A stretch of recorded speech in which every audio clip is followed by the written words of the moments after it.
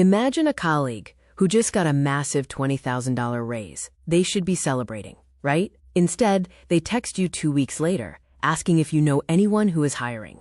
Or think about a friend who earns a six-figure salary but still panics when their car breaks down and needs a $600 repair. Then there is the person who got promoted 3 times in 5 years, yet somehow they have less breathing room than when they started. Their income keeps climbing, but their anxiety never actually leaves. This is the reality for so many people today. It feels like running on a treadmill that keeps speeding up, and it names exactly what is keeping them, and maybe you, trapped.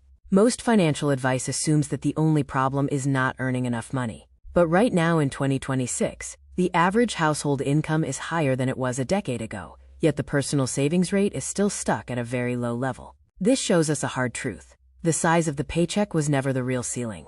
The real issue is behavior. What we are looking at here are not actually money problems. They are identity problems wearing money problems as a disguise. When people make more money, they often change their lifestyle to match it, buying bigger things just to feel successful. By looking closely at these habits, you will be able to identify every single pattern that keeps a person dependent on their next paycheck, regardless of how much money they make. The biggest sign that someone is caught in this trap is simple.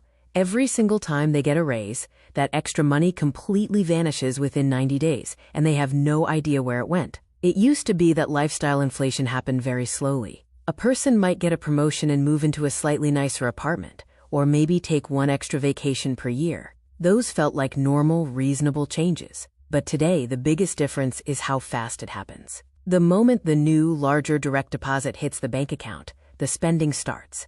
Within just a few days, a bunch of new habits appear out of nowhere. There is the upgraded streaming subscription, the fancier gym membership, and the expensive food delivery habit that never existed at the old salary level.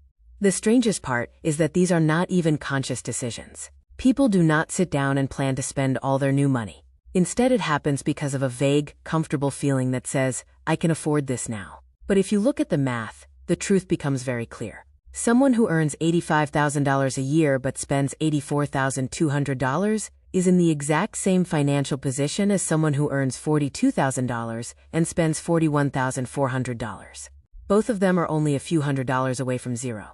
The actual number written on your job offer letter does not matter at all if the gap between what you make and what you spend never gets wider. The reason this keeps happening to well-meaning people is a trick of the mind. A raise feels like you have finally arrived at the finish line. It feels like a reward that you can immediately spend and enjoy. But it isn't a finish line at all. In reality, a raise is just a higher starting line for the exact same race. If you don't change your direction, you just end up running faster in the same circle. The second major sign of this financial trap is that most people have absolutely no idea how much money leaves their bank account automatically every single month. If you ask them, almost anyone can tell you exactly what they pay for their rent or their car payment. Those are big, obvious numbers. But almost nobody can name every single recurring charge that hits their account without opening up their phone and looking at the statements. Consumer research shows that the average person underestimates their monthly subscriptions by $133. They think they are spending a certain amount, but the reality is much higher. When you spend an extra $133 every month without realizing it, that adds up to $1,596 every single year. To see why this matters so much, you have to look at what that money could do over time. If you took that same amount and invested it at an 8% annual return over 20 years, it would grow to roughly $78,000. That is a massive amount of savings, all lost to minor charges that most people could not even name. The reason this happens is that each individual charge feels completely harmless.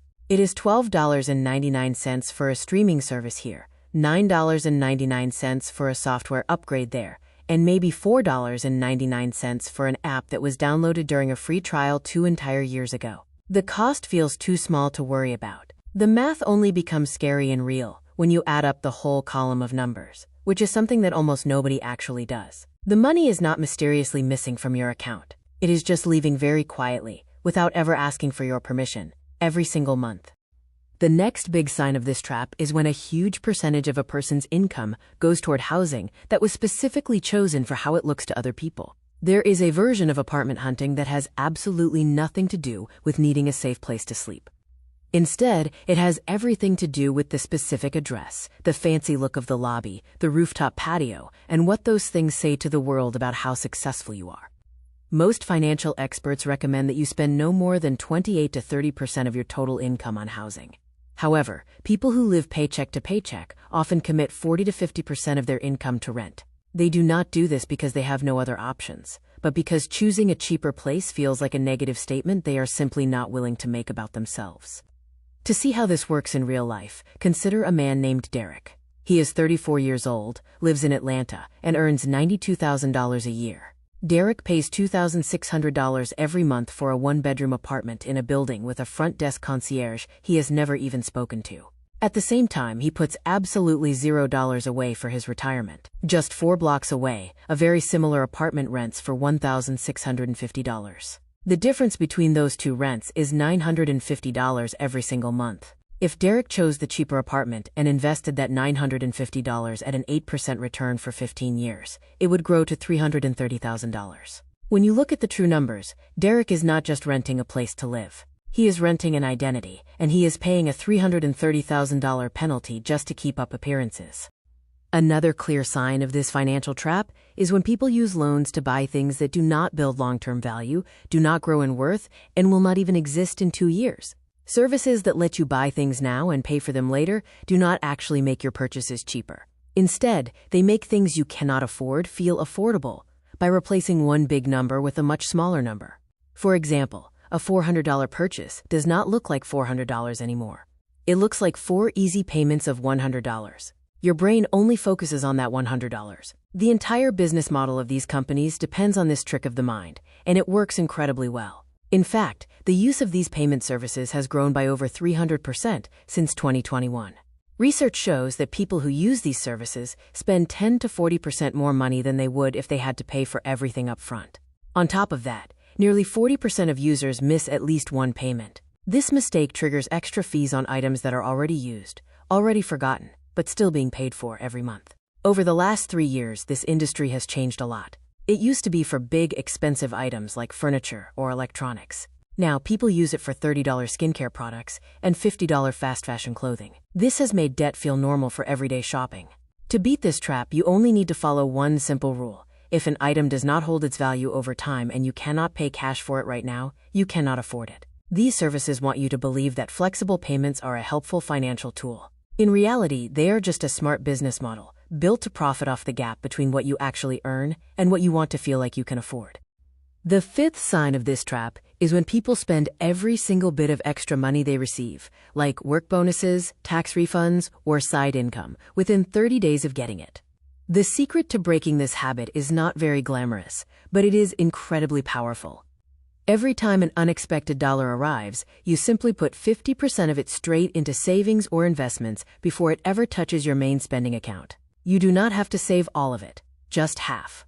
That is it. For example, a $2,000 tax refund becomes $1,000 invested and $1,000 spent. A $500 bonus from work becomes $250 saved. The individual amounts might feel small at the time, but the way they grow over the years is massive. To see how this works, look at a woman named Angela. She is 29 years old and earns $58,000 a year as a project coordinator in Phoenix. She started this simple habit 3 years ago. Over those 3 years, all of her extra cash, including tax refunds, 2 small work bonuses, and a birthday gift from her grandmother, added up to $6,800. Because she followed the rule, she invested half of that money, which was $3,400. If she leaves that $3,400 alone to grow at an 8% return over 25 years, it will become approximately $23,000. This is a large sum of money created entirely from cash she was not even counting on in the first place. The reason almost nobody follows this rule is because extra money feels like a free pass. It feels like permission to reward yourself for being good with your money, even if you have not actually been practicing good financial discipline. People look at a tax refund and feel like they earned a special prize. But in reality, you did not win anything. That money was yours the whole time, and spending it all right away just keeps you locked in the exact same cycle. The next clear sign of this trap is when someone has never actually looked at where their money goes, usually because they are vaguely afraid of what they will find. To fix this, you can use a simple system called a spending audit, which only takes one focused session. First, you gather every bank and credit card statement from the last 60 days. Next, you separate every single charge into 3 simple columns: fixed needs, variable wants, and invisible recurring. Fixed needs are things like rent, Variable wants are things like eating out, and invisible recurring are your automatic subscriptions. After that, you add up the total for each column. Once you do this, you will finally know your actual financial life, instead of the imaginary one you think you are living. The plan is easy to follow over the next few weeks. On day 1, you just pull the statements. During week 1, you categorize and add up every charge. In month 1, you cancel everything in the invisible recurring column that you could not name before you looked at the statements. Then, you set a 30-day spending limit for your variable wants that is 15% lower than what you actually spent before. Within 90 days, the average person who follows this system finds $200 to $400 in monthly spending that they do not even miss. They can redirect that money into savings, and for the first time ever, they have a real number they can trust instead of a vague anxiety they cannot fix. The biggest objection people have is saying, I already know roughly where my money goes. But the evidence shows that this is just not true. Research consistently proves that what people think they spend is usually off by 20 to 30% before they do their first real audit. That word, roughly, is the entire problem. Roughly is the exact reason why the paycheck always disappears before the month is over. The final sign of this financial trap is when someone always links their financial discipline to a future event that keeps moving farther away. Most people assume that true financial stability can only begin when they reach the next big milestone. They tell themselves they will start saving money when they make $70,000 a year, or when they finally pay off their car, or when the kids get a little older, or just when life calms down. This belief is a huge part of how people think about money, and it feels like total common sense. It comes from a culture that teaches us that managing money is a painful sacrifice. Because of this, people think they need to have a lot of extra money left over before it is even worth trying to save. But high-saving cultures around the world use an opposite model. Their idea is that discipline must come first, and the extra money follows because of that discipline. To make this shift in your own life, you just need to do one concrete thing. Pick one financial habit you have been waiting to start, and start it today at whatever size you can actually handle. You do not need to save the full ideal amount right away. Just do the version that fits your life right now. Putting just 1% of your paycheck into a retirement account today beats waiting until next year to start with 5%. It wins by much more than just the basic math suggests. This is because the person who starts today has already changed their identity. They have become someone who takes action.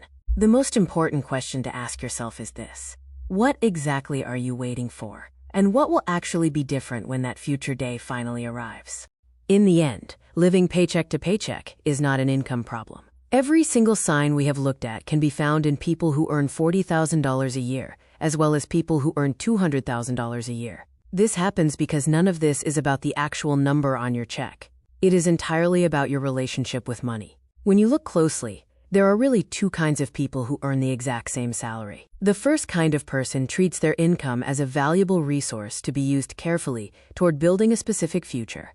The second kind of person treats their income as a monthly budget that is meant to be completely spent before the next paycheck arrives. Both of these people might live on the very same block. They might drive similar cars and shop at the same stores. From the outside, they look exactly the same, and you would not be able to tell them apart. But from the inside, their lives are completely different. One of them has real options and freedom, while the other person only has a stressful countdown until their next payday. The most uncomfortable question you have to ask yourself is not whether you recognize these signs in a friend or a coworker. The real question is whether you recognize these habits inside yourself. Once you see the truth, you have to decide right now which of those two people you are actually going to be from this day forward.